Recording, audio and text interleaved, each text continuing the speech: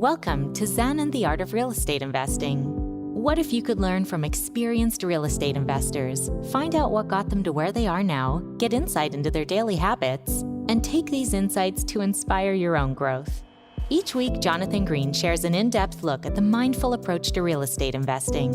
Jonathan is a lifelong real estate investor, advisor, and coach, as well as the founder and team leader of Streamlined Properties. Whether you're looking to start from scratch, get to the next level, or just for a straightforward and honest approach to real estate investing, Jonathan seeks to provide a free mentorship program you can take with you anywhere. Now, here's Jonathan. Welcome back to another episode of Zen and the Art of Real Estate Investing.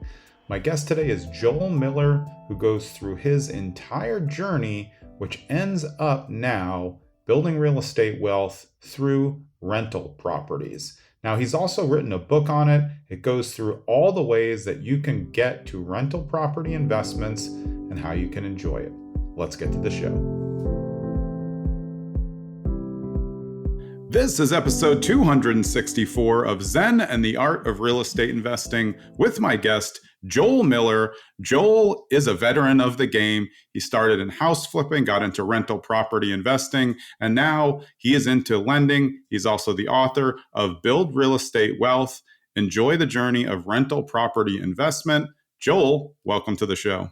Well, Jonathan, I've been looking forward to this. Thanks so much for having me. Yeah, I'm excited to talk to you. We were saying it's kind of like a triple threat. You've gone down the rabbit hole in all three of these areas over your career. But what was the first part of real estate that you got started in and why? Well, I guess I should, adjust what you had said. Initially, you said I was in flipping and then got into holding property. It was the opposite. Yeah, as is the case with a lot of people, because the ability to flip doesn't always come until maybe you've accumulated some cash that you can use for buying property with cash, And you know more about houses after you've had some rental properties. Right. Well, so what you're asking is like, what the heck happened to this guy that he made this crazy decision to invest in real estate? Yeah, why real estate? Yeah. Well, Jonathan, I would tell you that two very specific things happened to me in junior high that set me on my path. And the first was that an investor built 4-unit apartment buildings at the edge of our subdivision, right on my paper route. So, of course, I got all those new tenants as my customers on my paper route. It's another entrepreneurial rabbit hole to get down. But anyway, I have a distinct memory of in my bedroom in like about 8th grade, sitting there doing the math on what this whole rental property thing was, because we lived, me and my friends, we lived in a nice subdivision that middle class subdivision that we all had single family houses with parents, and so this whole thing with these rental properties at the edge of our subdivision on these lots that nobody had bought to build houses on was a little different. So I kind of worked it through, and I said, so these people don't own this place, and they pay more money to the owner than it costs the owner to operate it. Without elaborating, I just stuck that in my back pocket, and I said, I want to do that someday. And the other thing was that one of the older kids in the neighborhood built a pirate radio station in their basement and used a flagpole in the backyard for an antenna, and I got to hang out there. A pirate radio station is an illegal radio station. It's not licensed by the FCC. So that is when I made the decision I want to be a disc jockey. So, of course, I went to college for accounting. Yeah, I mean, this makes perfect sense. Yeah, it's good for people to know because the journey really is never linear. Yeah, I chose a college that had a good accounting department and a good radio station. They had an AM and an FM. It's Grove City College in Erie, Pennsylvania, or in Grove City, Pennsylvania. I thought that my path was going to be a disc jockey on the radio, and then maybe work in the management, and then maybe own a radio station, invest in real estate with my extra money along the way. And so I did start in radio, and I was on a station here in Erie after college that did really well. And I got shifted from part-time to full-time, and suddenly I was available to take the calls from the high schools that wanted the DJs on the radio to come out to their school and do a sock hop in the gym, So changed my life, made $75 that first night. And, I said, hey, there's something to this. And you got to remember back then, what is now known as a mobile DJ was not a thing yet. It was not. It was just like people from radio stations using extra radio station equipment to go out and play duplicate copies of 45s, And so, a long story short, I stayed with on the radio for just 1 year, and then pioneered the mobile DJ business in this part of the country. So I did that for 35 years, 5,051 appearances, retiring in 2011. And about 6 months after I left the radio station, I did in fact buy my first rental property. So that's part of the premise of my book, is that you can add real estate to something else that you're passionate about, that you don't want to give up. Maybe you've got a good career, a hobby, or something that you say, yeah, I want to put my time into this thing, but I understand that real estate can help me have a little extra income along the way and bolster my retirement as well. And it doesn't have to be an either or like an all or nothing thing. You can add real estate, and the key is to get education about it so that you're not having a lot of wrong preconceptions about investing in rental property. And that's the premise of the book. And I grew my rental property business, and eventually house flipping. I started that in like 1991. I bought my first rental in January of '78, so I'm in my 48th year now of landlording. And I flipped over 100 houses, and about 8 years ago, got into hard money lending, and really grew that to be now the main thing that I do. It's really a thrill to be a part of the equation for many of the other investors in our area here that are either flipping houses or buying a keeper rental property that they want to stabilize before they get a bank loan on it. Yeah, I found that across the board that a lot of people who've done enough business and then get into lending themselves really find it to be nice to help the other people. Obviously, the returns are good, or it wouldn't be a smart business move, but you also get to see people who are like yourself early on and give them the opportunity to get into something while also doing the underwriting yourself to make sure they're not making a bad deal, so you're not making a bad Exactly. And that's why I don't recommend hard money lending to somebody who just, and this happens, they come to me and they say, hey, I got like X amount of dollars. It'd be, enough money, hundreds of thousands of dollars. I'd like to get in hard money lending, but they've never been in real estate. They've never owned a rental. They've never flipped a house. They tell them I don't recommend that you do that, because I don't lend money on any property that I haven't walked and discussed the project with the investor. And, to be honest, they're not asking to borrow money on any sort of a project that I haven't already done myself. So sometimes I'll just ask questions like, hey, have you seen this? Like, what do you think about this? What's your plan here? And I'll be honest with you, by the end of the walkthrough, Jonathan, sometimes that investor is absolutely sure they do not want to buy that property. Not because I talked them out of it, because I asked them the right questions and they decided on their own. But you mentioned underwriting. Yeah, the underwriting's on a handshake. I can tell you at the end of the walkthrough if I'm going to lend you any money and how much it's going to be and what the terms are.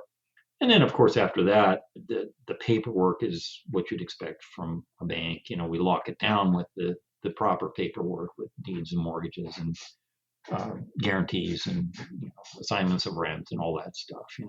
But in the world of technological hard money, this is much more of a personal touch. You're there giving advice as well, so it feels more like a partnership than a lender, client relationship. Yeah, exactly.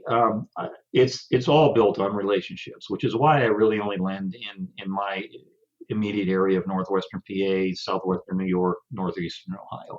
Not on your podcast to try to get hard money lending clients. Believe me, I can do enough business. You can always have enough of those. Yeah, I just, I hope we talk about my book a little bit. That's mainly it. But I have this thing that I tell people that I say that.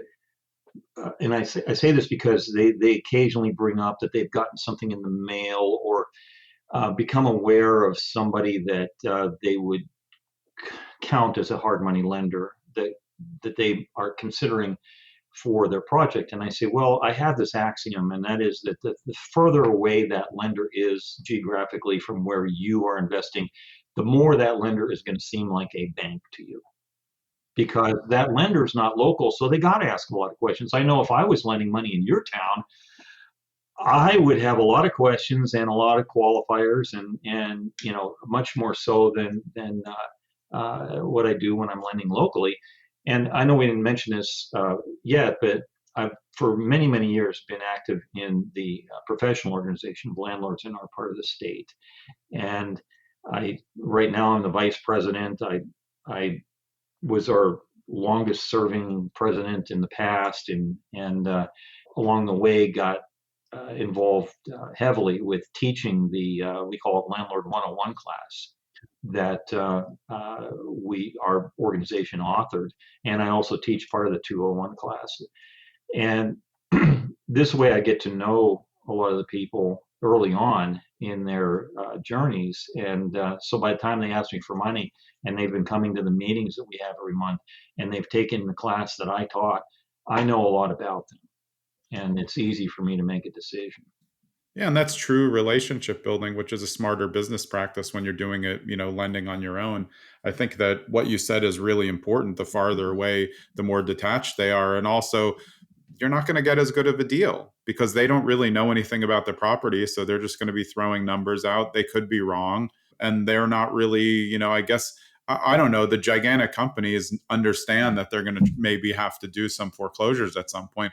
Local hard money lenders like you almost never want to do that and almost never have to because you're personally involved and see the underwriting, barring them losing a job or something. Yeah, I let it known to the borrowers that I'm available. If you want me to come in and get my opinion on something you're stuck on this project, I'm not going to try to give my opinions if you don't want them, but I'm available if you ask. And it also means that I'm likely to lend 100% of your purchase price. I'm likely to lend 100% of your purchase price and 100% of your rehab costs. Whereas out-of-town lenders are probably not going to do that. Now, naturally, if you're borrowing money that is for the rehab part of it, even if you already own the property and you're only borrowing rehab money, that's going to be released in draws. That makes sense. I'm going to make sure that you're actually spending the money on that project. Not on a you get on a ship, you see some pictures on social media. I thought you were doing a renovation. No, I'm just taking a nice trip on a big boat. That's not a good use of your money on loan. Right.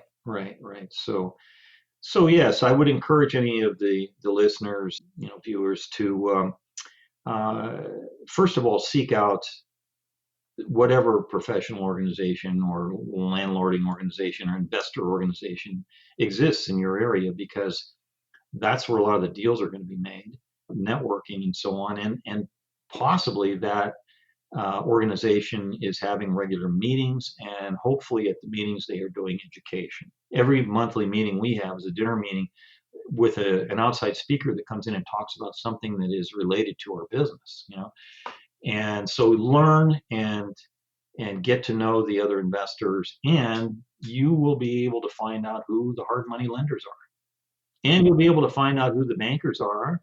Because banks are hot and cold. Local lead banks, they have different appetites at different times for what they want to put in their lending portfolio, because they're not always just taking a loan and then selling it. A lot of times they portfolio, and you can probably also find some good mortgage brokers that maybe have relationships with 100 different banks, and you come in, show them your information, and a mortgage broker who's going to get a fee, for what they do, a reasonable fee, I would add, is going to be able to match you up with the proper lender so that you don't waste your time applying and being underwritten for 2 months until they finally tell you, hey, you know what, we actually can't do this loan, or we can't offer you the terms we told you when you first came in. you Yeah, know. and I personally prefer, like, my preferred lender is a mortgage broker. I prefer it because he's the buffer between me and whoever the lender is. I don't ever talk to the lender. I just talk to him, and he handles all of that.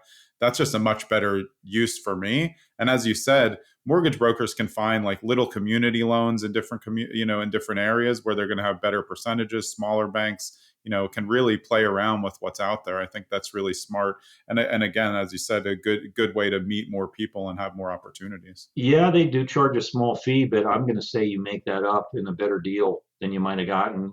I know that the top mortgage broker in our area, at least for dealing with investors, is actually on the board with me in our investors association, and he's a contributor to my book too. Jeff Potts is his name. North Star is the company. And sometimes if he's been in this business so long and knows this business so well, he'll be dealing with a normal level underwriter to push a loan through and hit a snag, and he'll say, "I'm going to talk to your boss." Let's push And this he through. does. Yeah. Yeah, but that's experience though, and same for you. It's why you can do due diligence on a deal by just walking the property and basically tell them, well, these are what the terms are going to be. That's super helpful for them, as investors, and they can learn a lot from that as well. Without I created this podcast in the hopes, again, we're over 250 episodes in, but that people wouldn't step in the same potholes that all of us did. And by you being there, given your experience and also lending, you're giving them the opportunity to help themselves. The companies that are 2,000 miles away, not so much. The deal may sound good, that doesn't mean it's going to be great for you. Right, right. Yeah. And they put in so many safeguards for themselves sometimes to make sure you don't make a mistake, that it ends up not being that great of a deal sometimes for somebody who knows exactly what they're doing and is not making a mistake, but yet has to fall under the ratios and the pre-qualifiers and all the same stuff that the lender is forced to use. They have their place, if there's any of them listening out there, I'm not here to bash you at all, but I'm just pointing out to investors that probably seeking people out locally is going to be more beneficial. That way, see, if you have a relationship with a hard money lender and you know that the lender has funds, I mean, you might want to check to see, because it's not always the case that funds are available to anybody. But if you've got this relationship, you can go shopping for properties and basically put in an offer, cash deal offer, because it's a cash offer essentially. It's not contingent on financing, but you put in your offer. This is contingent on my partner's approval, who just couldn't be here today, but I want to do this offer with you, and then I'm the partner, and it's contingent on me looking at the property. And like I said, sometimes they get to the end of the walkthrough and they don't want to buy the property. Well, they've got the out. The partner did not approve. Yeah. Yeah, I mean, I think these are all learning lessons for people to get in. Before we get to some rental property stuff, though, in terms of the lending and your experience flipping, what I really want to know, what I think will help the listeners, is if somebody's looking to get hard money, whether they're a little experienced or just starting out, what do you want from them to know that they're serious in the beginning? Because that's where I feel a lot of people maybe fail. They just think they can walk up and say, hey, can you give me some money? And you're like, well, how much do you want to see from their finances? What should they have in order? And what plan should they have? So you feel confident saying, hey, this is somebody I'm okay lending money to, before you even consider the asset, which could, of course, be a plus or a minus. Right. Well, I touched on this a little bit before with the getting to know the investor, especially if they are wanting to invest in rentals. Not 100% is important when they're doing a flip. I insist that they belong to our association and take the Landlord 101 class. Hopefully, one of the times when I taught it, I teach it about 2/3 of the time, along with somebody else. So I want to see them at the meetings and see who they're taking, what other investors they're taking their cues from as far as their business model goes, like what direction, how they want to do things. I just need to get to know them, and I'll ask them about their experience. I will point out that typically hard money lending is not going to be your first stop. If somebody's coming to me, I need to see that they have some experience, especially if they are wanting to do rentals. I want to know that they've been operating some rental properties and taken some education. And especially if the project involves a rehab, I want to see that you have dragged a rehab project across the finish line successfully. Let's say it's a flip and it turned out the way you said it was going to turn out, and you made a profit, hopefully, and you've done what you're asking me to borrow for. It's that would be what I point out, is that it sounds really good, the whole hard money lending thing. Borrow 100% of the purchase price, borrow 100% of rehab. Yes, but that's not done if you don't have any experience. Yeah, of course. I mean, lending 100% obviously is a great benefit for them. How are you able to do that? Is it based on that relationship, knowing like, hey, well, I know the asset's good, I know the person's good. This is just an opportunity for us both to do well. Right. Well, that's part of knowing the market, because I'm not going to lend on any place that I wouldn't know what to do with if I had to foreclose on it. So, and I'll be honest with you, here's the way it works. This is a dirty little secret about hard money lending. If an investor is going to go bad on a deal, it's going to be toward the end somehow, and they've just run out of money, or there's eventually been some sort of a life event that took them off the project and they couldn't finish it or whatever. So typically, and then this is especially true since they probably got a really good deal on the place in the first place, and that we didn't give them all the rehab money all at one time. Typically, the property is going to be worth, significantly more than what we lent by that point, especially if we haven't released all the draws. I'd probably make more money if I had their property and sold it myself. I don't want to do that. And in fact, I have to say, we've never taken anybody's property. We have rewritten a couple of loans so that they started over. They had to pay the points all over again and start the time, again. But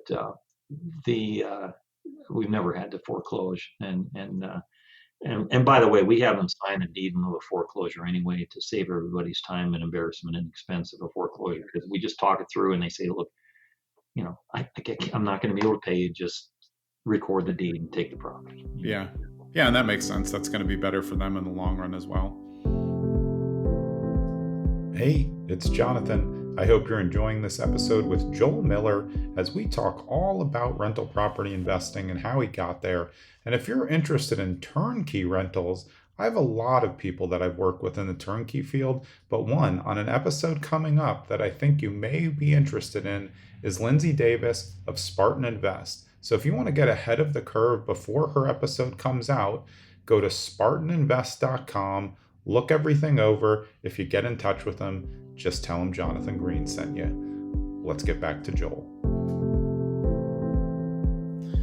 When you started with rental properties, what was the first property that you got? Because you said 1978, I think. What were you looking at and what were your goals at that time?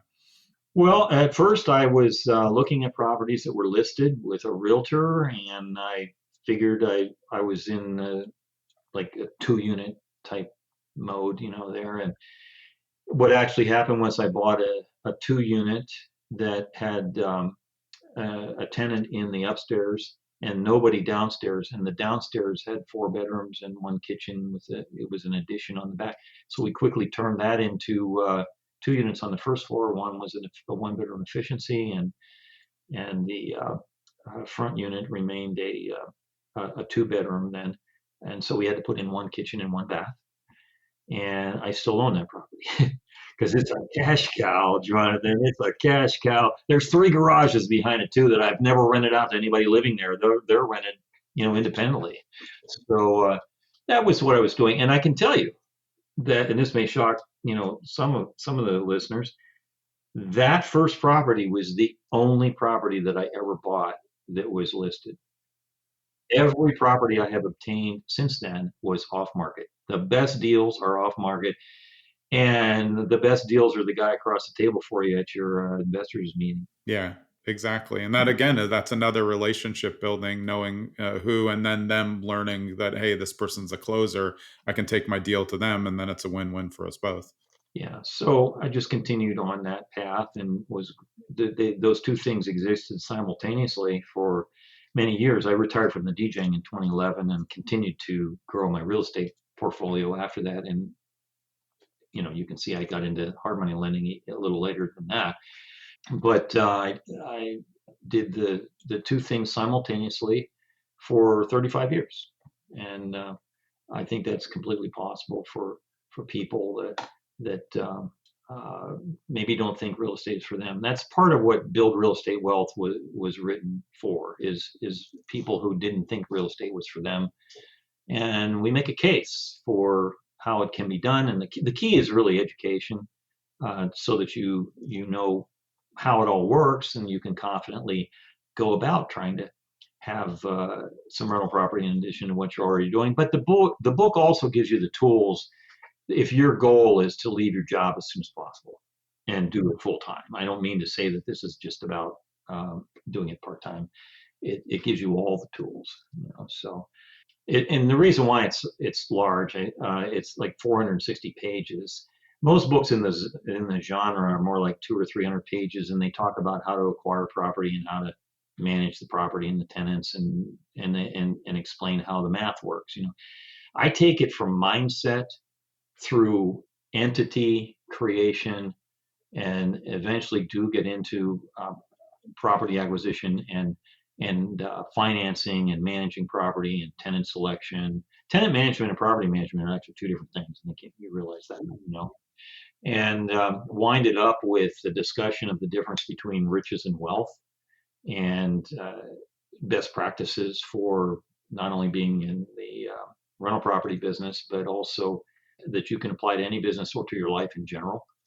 And so the way the feedback I get on it is people are saying, this is not the kind of book you just buy and read and put on your shelf and say, yeah, it's cool, I read that, it's over there if I ever need it. This is a book you buy and you park on your desk because you're going to refer to it.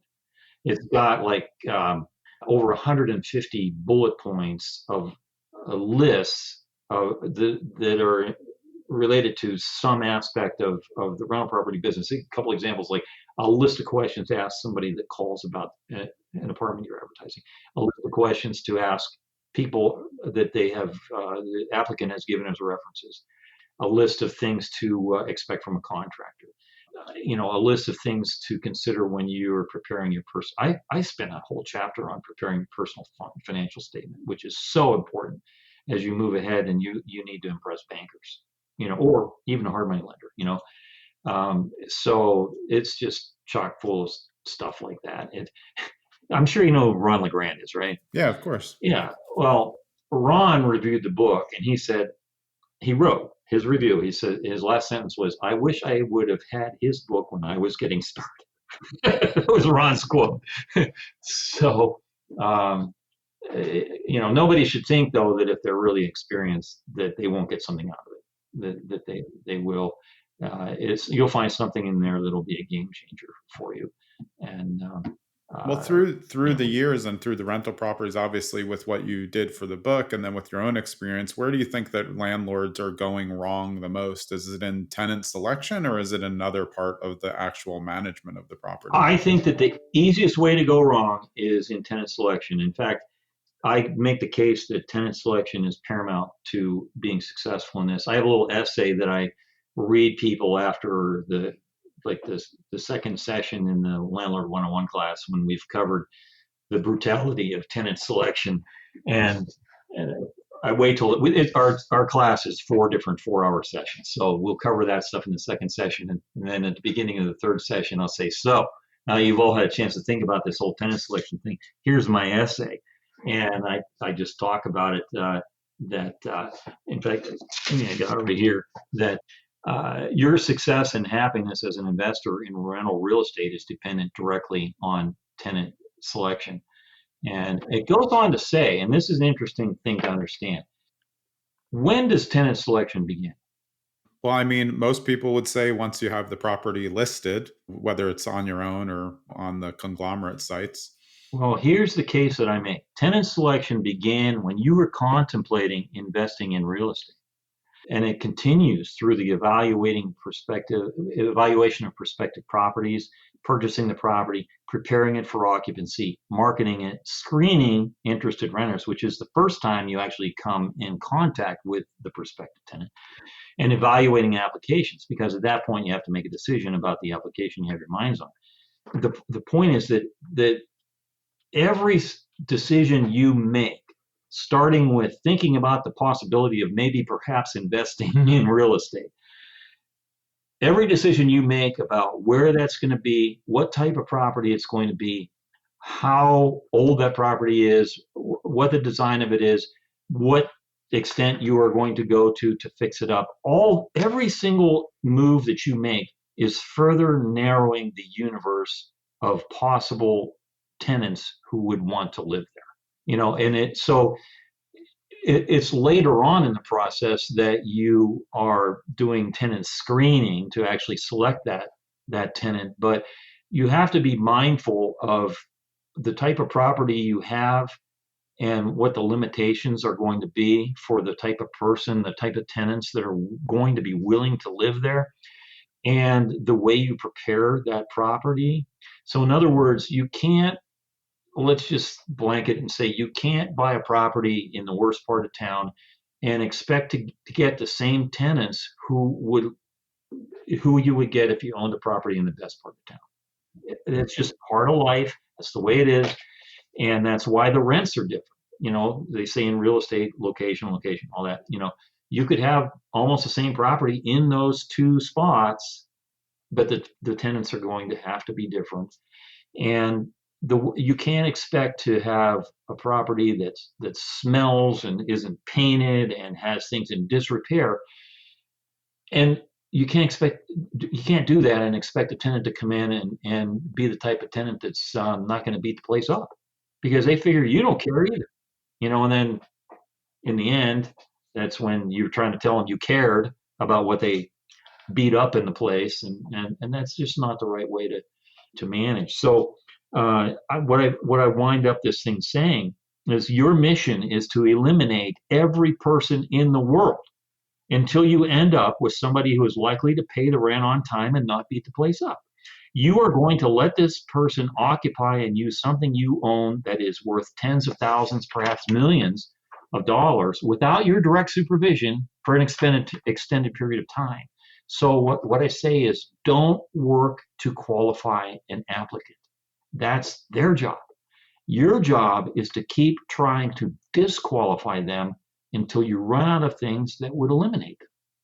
Then you may have a good applicant, but only time will tell. Yeah, it's hard for people. There's so much stuff in there. I think it's really important. The upkeep is really important, because as you said, if you have a property that's in disrepair, you can't expect the tenants to not act like it's in disrepair or take the same care of it, because you don't even take care of it. But then I think people get into the mode of, hey, it's my first rental property. They're so excited. Maybe they're on a loan. They want to get the money in as fast as possible. So that first person comes in, and the next thing you know, they're like, oh, I'm going to take it. I made that mistake on that first property. Yeah. And I evicted them eventually. I had to learn the eviction process real quick. But yeah, you got to be patient. You have to understand that having a place vacant beats putting somebody in there that is okay for a while and then either moves out on their own, or you have to evict them and you've got damages to take care of, or at the very least you have downtime more often than you should. If you take your time and look for a good tenant, hopefully you can get them to be in there multiple years, instead of just somebody that barely lasts a year, and then your downtime in between tenants is the best place to lose money in real estate. Yeah. Right. And sometimes people are thinking a little bit too much of always upping the rent instead of just keeping that great tenant. Maybe you lose $25 a month because you're not keeping up. Of course, at some point you're going to go up, but I'd much rather have a great tenant who underpays a little under market rent. I'll keep that all the time. Right. Yeah, I'm all for consistently raising the rent on long-term tenants, but not so much that they feel that you're gouging them. And it could be eventually that they are paying less rent than what you get for an identical unit next door, even if you were to turn that unit over. But keep in mind too, this tenant has saved you money by not moving out.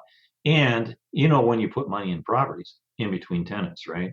Because it's hard to do improvements and things while people are living there. And I'm talking about interior. Obviously, you can do things on the outside, but they're saving you, doing that, the turnover and the downtime and all that. I'm not a proponent of putting somebody in or getting somebody in there that turns out to be a good tenant and then not ever raising their rent, or we're not raising it consistently on an annual basis even. And I will throw this little tidbit in. If you do that, if you raise rent on people that are in there, I always say never miss an opportunity to raise somebody's security deposit as well.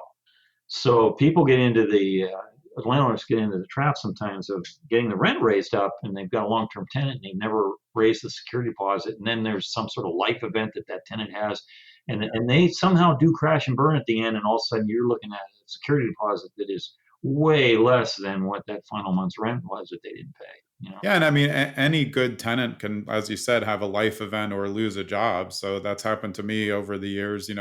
Tenants that we really like lost a job. They were not paying for a long time. We eventually figured it out, but you work with it as much as you can. But again, like you said, it all goes back to where you start. When you start looking at properties, you're starting to identify, well, who's the avatar for this rental tenant? And if that's not the type of person generally that you want to manage, then you're probably looking at the wrong building. But if that's all you can afford, then you have to start to make a decision. What are you going to do? And I also think what's important, you're saying when we're talking about raising rent, if you're taking care of the property and you're doing little upgrades, when things happen and you're, creating space if there's a backyard for both people to have space, then you're doing things that warrant a rent raise as well. And also you can always prove to them, hey, rents have gone up. I mean, it's pretty easy to pull rentometer or comps. And I think reasonable tenants expect that as long as you don't go overboard. Yeah, and especially with a long-term tenant, one of the best avenues for, especially in a significant rent increase, is to find a way to make some sort of an improvement in their apartment that can be done without too much inconvenience to the people living there. New fixtures in the bathroom, flooring of some sort, something that just lets them know that you care about them, you're interested in the property, and this is part of how you're justifying rent increases and so on. Yeah, and don't you think that, I mean, the landlord-tenant relationship is so important, because if you don't have a trust relationship, the tenant's not going to tell you when something's wrong, and then you go in after and now you have a mold problem, and you always blame it on the tenant, but usually it's the landlord's fault for not having an open line of communication for someone to know.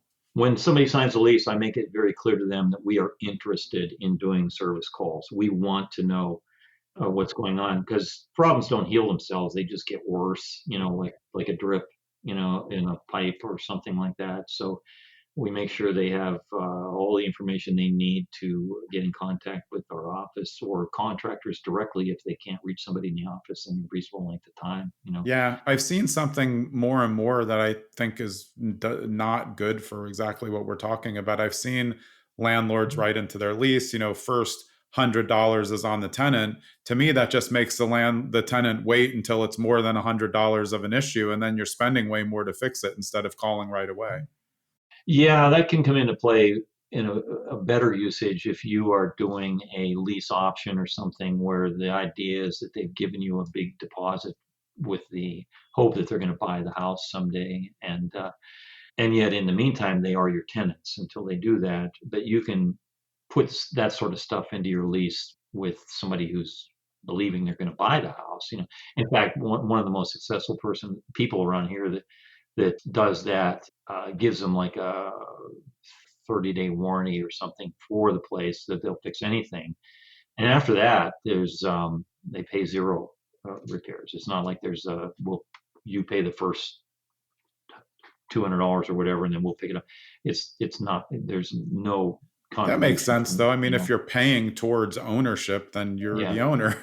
Right. You're trying to become the owner, which means you get these things that maybe aren't, as much fun. You're the one that's going to have to get this appraisal whenever you go to buy it. So you don't want to let this place get run down. Right, right. I mean, I think that's fair. I just think it, on a standard rental, it just encourages people to wait until the damage exceeds that threshold, and then the repair costs way more. It's just a slippery slope there. Let me tell you one of the reasons why I wrote the book. Actually, it's the underlying reason. I'll tell you, I'll be 71 in July, but my only child is my 19-year-old son. My wife and I were married, I don't know, 6 or 7 years even before he was born. And when COVID hit, and we're all sitting around our house because we're not supposed to go anywhere, that's when I started making the notes that I was going to use to write the book. But the reason why I did that is because by then he's 19 right now, and he just finished his first year in college. It was becoming apparent that he wanted to get involved with this stuff. So I wrote this book as though my son was the only person that was going to read this book. So there's nothing in there that I haven't done or wouldn't do if the opportunity arose. And there's nothing in there that I wouldn't tell my own son to do. So I didn't write this thinking that, the audience for this is, I'll never meet them. They're just faceless. And I'm going to put whatever I think in this book is that people want to read, and I'm not going to be accountable to them. The person I wrote this book for, that I'm accountable to, lives down the hall. And consequently, as time went by, he graduated from high school last year, and he bought his first rental property about a week after he graduated from high school. And he just bought his second. The first one was 3 units occupied, and the second one was 2 units occupied. He just bought the second one a few weeks ago from when we recorded this. And he, of course, I'm still making him go to college because I told him, I said, hey, all right, you got to take some business classes. I need you to learn some accounting here and other stuff, that are related. And if you asked him what his major is right now, it's in the business department at Penn State, he would tell you finance. Fortunately, we have a Penn State branch campus here with a very highly rated business department, so that allows him to stay at home, because he wouldn't be able to have these properties if he lived away on main campus or something like that. So yeah, and then I'm not going to manage him for him while he's out. Well, keeps an eye on him, learns about his own journey in landlording. I was doing collections for my dad when I was 15, so I knew all the tenants and encountered all the problems and realized it was a person-to-person game, as we've been talking about. But I mean, are there any other potholes that you think rental property investors fall into outside of the tenant selection and the repairs that we've talked about? Well, I think expecting too much is kind of a mental thing, and we've been spoiled a little bit with the economic atmosphere that we've had since a lot of the newer investors have gotten involved. And I'm talking about especially since 2008 with the housing crisis. Then I've been in this business long enough that I've seen several cycles of up and down.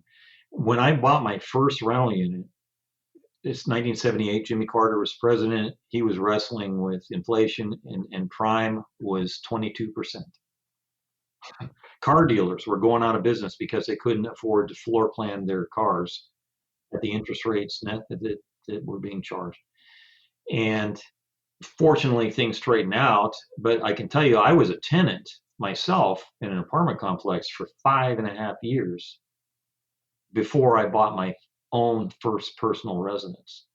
And I was pleased in 1983 to get a mortgage for 12.5% on my first mortgage. Yeah. Historical context is important on the market for the newer people. So when you are battling that sort of an atmosphere as a new investor, you learn a lot about how to do stuff.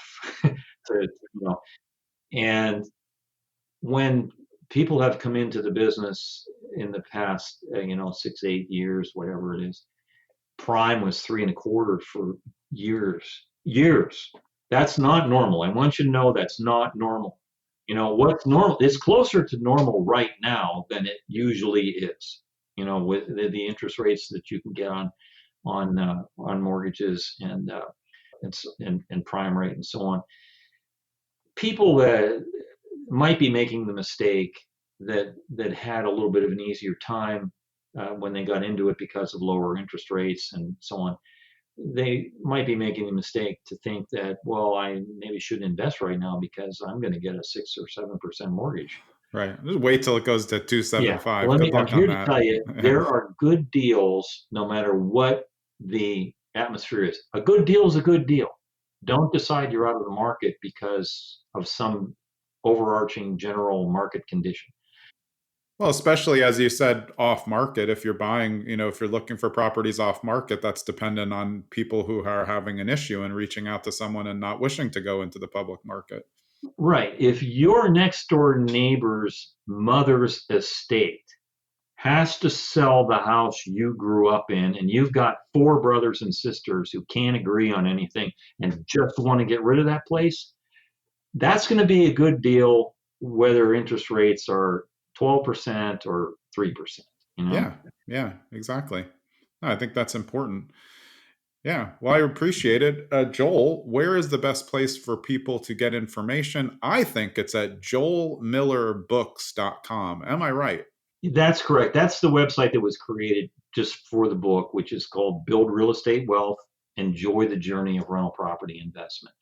And if you go to the website, there on the home page, there's a button you can click on that'll actually give you the full table of contents, which is fairly detailed, and you can see exactly what we're covering here and think like, oh yeah, I need to learn about that. And there's another button on there that will give you sample content, 2 or 3 paragraphs from each of the 16 chapters. And there's plenty of buy buttons on it. If you click on the buy button, we don't sell them from the website, but if you click on the buy button, it'll take you to the page on Amazon where it is for sale. It's also available on about 15 other platforms like Amazon where you can find it, and it's available in ebook or the paperback. But it's don't be put off by the fact that it's long. First of all, it's really well laid out as far as what each section covers. But I did something a little unique with the way it was presented. You will find that there is a lot of bold type wording, like just a few words or paragraphs or just sentences that if you did nothing more than skip from bold type to bold type to bold type to bold type all the way through the book, you'll get the whole idea. And if you're looking at something that you are skipping through and you say, oh, I think I need to learn more about this, or I'm more interested in it, then just read all the words, but it's a very easy read. It's becoming like the go-to reference book for resource book, for changing your life with rental property. I'm just real pleased that people have taken to it as much as they have, and like I say, a seasoned investor will still get something out of it, but somebody new coming in will be able to understand everything. We'll walk you through it, and you can decide if you want to get into rentals or flips, if you want to just keep this as something you do in addition to what you already got going on, or if you want to get out of your job as soon as possible. There's a chapter in there called $0 to $10,000 in net monthly cash flow.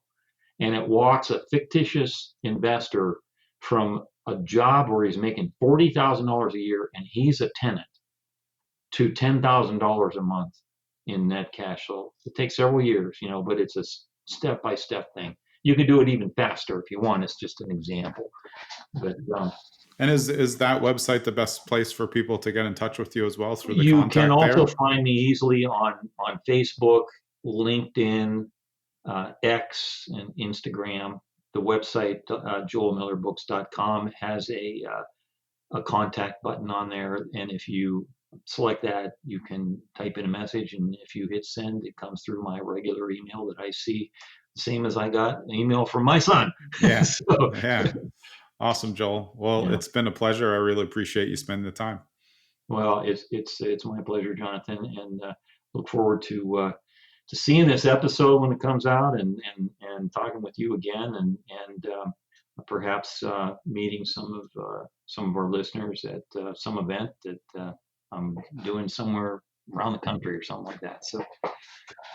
Sounds great. All right. That was Joel Miller. He's the author of Build Real Estate Wealth, Enjoy the Journey of Rental Property Investment. I'm Jonathan Green. We'll see you next episode. Thank Thanks for sticking around to the end so you can get a preview of who's coming up on episode 265 of Zen and the Art of Real Estate Investing, and it's Gian Pazia. Now, we're going cost seg, but we're going into one of the OGs of cost seg. Gian is a recognized leader in the cost segregation field, serving as a former president of the American Society of Cost Segregation Professionals, and we go through his journey and how he was on the cutting edge of cost seg and still is. We'll see you next episode with Gian.